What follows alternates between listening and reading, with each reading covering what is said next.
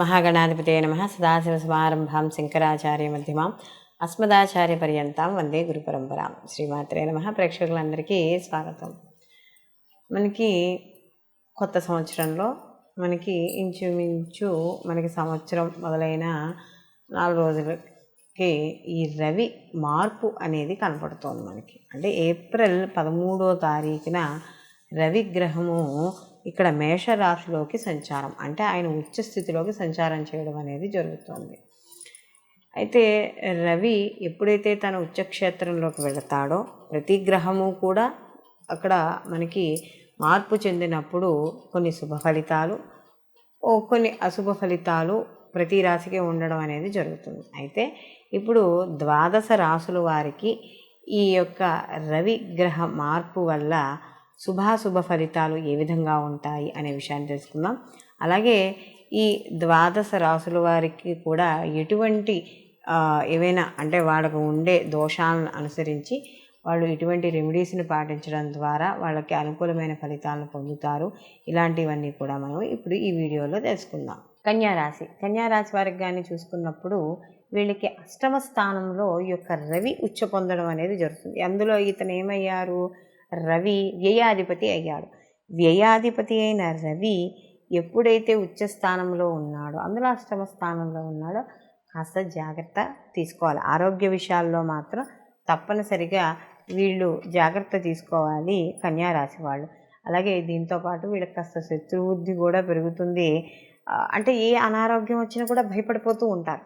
అయ్యో ఈ అనారోగ్యం ఎక్కడి వరకు దారి తీస్తుందో ఏమిటో అని, లేకపోతే అక్కర్లేని కలలు, ఇష్టమైన వాళ్ళతో ద్వేషాలు ఏర్పడము, ఇలాంటివన్నీ కూడా ఏర్పడుతూ ఆకస్మిక ఇబ్బందులు రావడం, లేదా కష్టాలు, ఏవో రకమైన మాటలు పడ్డము, ఇలాంటివన్నీ కూడా ఇక్కడ ఈ కన్యారాశి వాళ్ళకి ఈ రవి మేషరాశిలో సంచారం చేయడం వల్ల జరుగుతుంది. అయితే ఇక్కడ 8వ స్థానంలో ఉన్న ఉచ్చ స్థానంలో ఉన్నాడు కాబట్టి కొంత అంటే బలంగా ఉంటాడు. బలంగా ఉన్న 8మంలో ఉంటాడు కాబట్టి ఉచ్చలో ఉన్నప్పుడు ఎలా ఉంటుంది అంటే ఎక్కువగా శుభ పరిణామాలు ఇవ్వడం అనేది జరుగుతుంది. అయితే అనారోగ్య సమస్యలు ఉన్నా, వీళ్ళకి ఏదైనా ఆపదలు వస్తాయని భయం ఉన్నా కూడా వీళ్ళు ప్రతిరోజు కూడా ఈ యొక్క కన్యారాశి వాళ్ళు ఆదిత్యవర్హ పారాయణ చేసుకోవడం, అరుణ పారాయణ చేయించుకోవడం, లేదా మీకు దగ్గరలో ఏదైనా సూర్యనారాయణమూర్తి గుడి ఉంటే అక్కడ పరవన్నాన్ని చేసి, ఆవు పాలతో పరవన్నాన్ని చేసి నివేదనకిచ్చి అక్కడ ప్రసాదంగా పంచిపెట్టడం, లేదా ఆదివారాలు అంటే ఈ మాసంలో వచ్చే ఏవైతే ఆదివారాలు ఉన్నాయో ఆదివారాలు నియమాలు పాటించడం, సూర్యోదయానికి పూర్వమే లేచి సూర్యుడికి ఎదురుగుండా నిలబడి ఆదిత్య ఉదయం పారాయణ ఎవరైతే చేస్తారో వాళ్ళకి, ఈ కన్యారాశిలో ఉన్న వాళ్ళకి తప్పనిసరిగా వాళ్ళకి ఆరోగ్య విషయాల్లో కావచ్చు, వాళ్ళకి మిగిలిన ఏ విషయాల్లోనైనా ఇబ్బందులు వచ్చినా కూడా ఖచ్చితంగా తగ్గుముఖం. ఎందుకంటే మనకి సూర్యభగవానుడు ప్రత్యక్ష దైవం కాబట్టి అలాంటి ప్రత్యక్షంగా కనిపించే దైవాన్ని ప్రార్థన చేయడం ద్వారా ఈతి బాధలన్నీ కూడా తగ్గుముఖం పడతాయి. అయితే మనం ఇప్పుడు 12 రాశుల్లో మనకి ఏ రాశికి ఆ రాశి గురించి రవి యొక్క మార్పు గురించి చెప్పుకున్నాం. మారడం వల్ల అసలు సహజంగా రవి ఆత్మకారకుడుగాను, అలాగే రవి గ్రహాల్లో కల్లా రాజుగాను చెప్పడం అనేది జరుగుతుంది.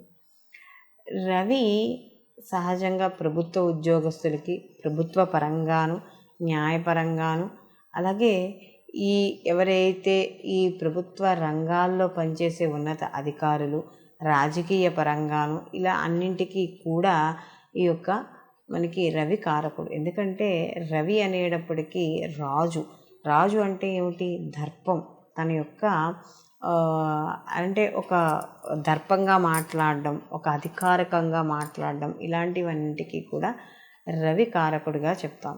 అందులో రవి ఇప్పుడు మనకి ఉచ్చస్థితిలోకి వెళ్ళాడు. అంటే రవి ఎప్పుడైనా ఉచ్చస్థితిలో ఉన్నప్పుడు, అదే ఉచ్చస్థితిలో మనకి జన్మజాతకంలో కూడా రవి ఉచ్చలోనే ఉన్నాడు అని అనుకున్నప్పుడు ఎలా ఉంటుంది అంటే ఎక్కువగా ప్రభుత్వ రంగాల్లో వీళ్ళు రాణించడం అనేది జరుగుతుంది. అంటే ప్రభుత్వపరమైన ఉద్యోగాలు ఎక్కువగా చేయడం, అంటే జాతకంలో కూడా రవి ఉచ్చులో ఉండి ఆ లగ్నానికి యోగకారకమై ఉండి, లేదా ఆ లగ్నానికి మిత్రుడై ఉండి కాస్త ఉన్న స్థితి బాగున్నప్పుడు ఖచ్చితంగా ఆ యొక్క ప్రభుత్వ రంగానికి సంబంధించిన ఉద్యోగాల్లో కానీ రాజకీయ పదవుల్లో కానీ వాళ్ళు ఉండడం అనేది జరుగుతుంది. అంటే రాజకీయ పరంగా కూడా వాళ్ళకి పేరు ప్రతిష్టలు ఎక్కువగా ఉండడం అనేది జరుగుతుంది. అదే ఈ యొక్క జాతకంలో కానీ ఈ యొక్క రవి ఉచ్చస్థితిలో ఉంటే, మగపిల్లవాడికి కానీ పుట్టిన సమయానికి ఉచ్చస్థితిలో కానీ ఉంటే ఆ తండ్రికి బాగా కలిసి వస్తుంది అని చెప్తారు. అందుకనే చూడండి, ఎవరైనా కొంతమంది మగపిల్లలు పుట్టంగానే తండ్రికి ప్రమోషన్లు కానీ, లేకపోతే ఏదైనా ఉద్యోగం మారడం కానీ, అంటే జీతం పెరగడం కానీ ఇలాంటివి ఎక్కువగా కనబడుతూ ఉంటాయి. లేదా ఏదైనా తరతరాల నుండి వచ్చే ఆస్తుపాస్తులు కలిసి రావడం కానీ ఇలాంటివి మనకి చూస్తూ ఉంటాం. కొన్ని జాతకాలలో మా అబ్బాయి పుట్టంగానే మాకు కలిసి వచ్చిందండి అని చెప్తూ ఉంటారు.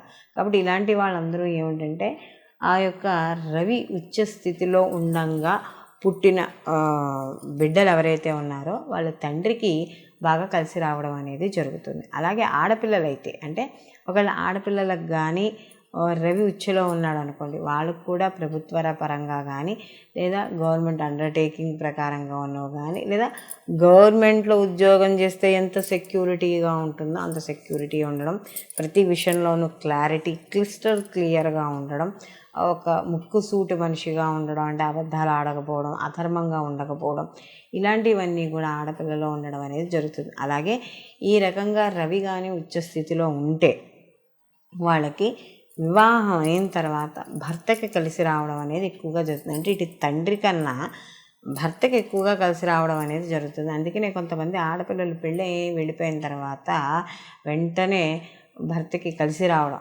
అంటే ఉద్యోగాల్లో మార్పులు, మంచి కలిసి రావడం, వ్యాపారంలో కూడా కాస్త కలిసి రావడం. చూడండి, ఆ ఇంటి లక్ష్మి అండి ఆవిడ, ఆ అమ్మాయి వచ్చిన తర్వాతే కలిసి వచ్చింది అని చెప్తారు. కాబట్టి ఇవన్నీ కూడా మనకి రవి జన్మజాతకంలో ఉచ్చులో ఉన్నప్పుడు కలిగే పరిణామాలుగా మనం చెప్పుకోవచ్చు.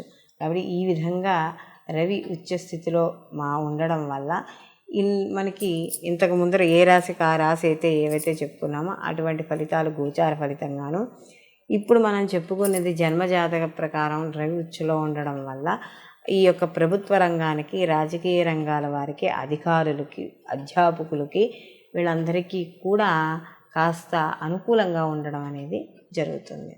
సర్వే జన సుఖినో భవంతు, లోకా సంస్థ సుఖినో భవంతు.